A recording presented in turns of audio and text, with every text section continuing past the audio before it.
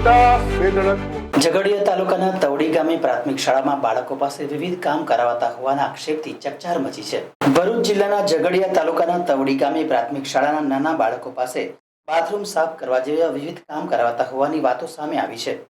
શાળામાં ભણતા એક બાળકને બાથરૂમ સાફ કરવા જેવું કામ સોંપવામાં આવ્યું હતું, જ્યાં લઈને હેન્ડપંપ પર પાણી લેવા ગયેલા બાળકને હેન્ડપંપ વાગતા હાથની આંગળીઓ પર ઈજા પહોંચી હતી અને આંગળીઓ કપાઈ ગઈ હતી।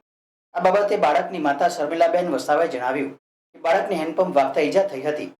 ત્યારબાદ ઈજા થયેલ બાળકની શાળામાં કોઈ કાળજી કે સારવાર અપાઈ નહીં અને બાળકને 10:30 થી 3 વાગ્યા સુધી શાળામાં બેસાડી રાખ્યો હતો।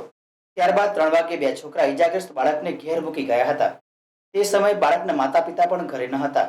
તે લોકો ઘરે આવ્યા ત્યારે છોકરાને પ્રતાપનગર દવાખાને લઈ ગયા હતા અને બીજા દિવસે રાજપીપળા સારવાર માટે લઈ જવાયો હતો। શાળાના નાના બાળકો પાસે બાથરૂમ સાફ કરવા જેવું કામ કરાતા શિક્ષકોએ ગુરુ શિષ્યના સંબંધની ગરિમા લાજે તેવું કૃત્ય કર્યું હતું અને ત્યાર પછી પણ ઈજાગ્રસ્ત બાળકને સારવાર અપાવવા જેટલી માનવતા પણ બતાવી ન હતી। આ ઘટનાને લઈને ગ્રામજનોમાં રોષ ફેલાયો છે અને શાળામાં બાળકો પાસે કામ કરાવતા શિક્ષક પર શિક્ષાત્મક કાર્યવાહી કરવામાં આવે તેવું લોકો ઈચ્છે છે। બાળકની માતાના જણાવ્યા મુજબ તેમણે આ બાબતે ઉમરલા પોલીસને ફરિયાદ પણ કરી છે। ત્યારે હવે શિક્ષણ જગતને લાંછન લગાડતી ઘટના બાબતે તાલુકા જિલ્લાના અધિકારીઓ કેવા પગલાં લે છે તેના પર સૌની નજર છે। મારું નામ વસાવા શર્મિલાબેન છત્રસિંહ, ગામ તવડી।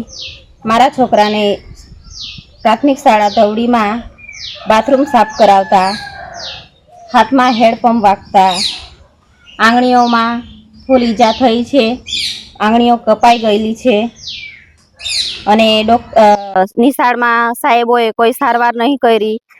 10:30 વાગેલું હતું તો એ સ્કૂલમાંથી કોઈ સાહેબે એને દવાખાનામાં નહીં પહોંચાડ્યું। 3 વાગ્યા સુધી છોકરાને નિશાળમાં બેસાડી રાખ્યું। પછી બે છોકરાઓ આવીને અહીંયા મૂકી ગયા। અમે ઘરે નહોતા, એમના પપ્પા પણ નહોતા, મેં પણ મયતમાં ગયેલી। તે 4 વાગે આવીને પછી અમે પ્રતાપનગર સારવાર કરી। પછી બીજા દિવસે રાજપીપળા સરકારી દવાખાનામાં છોકરાને પહોંચાડ્યો। હા, ધોવડાવે છે। તમે પોલીસ ફરિયાદ કરી છે? હા, કરી છે। કયા પોલીસ સ્ટેશનમાં? ઉમરલા પોલીસ સ્ટેશનમાં।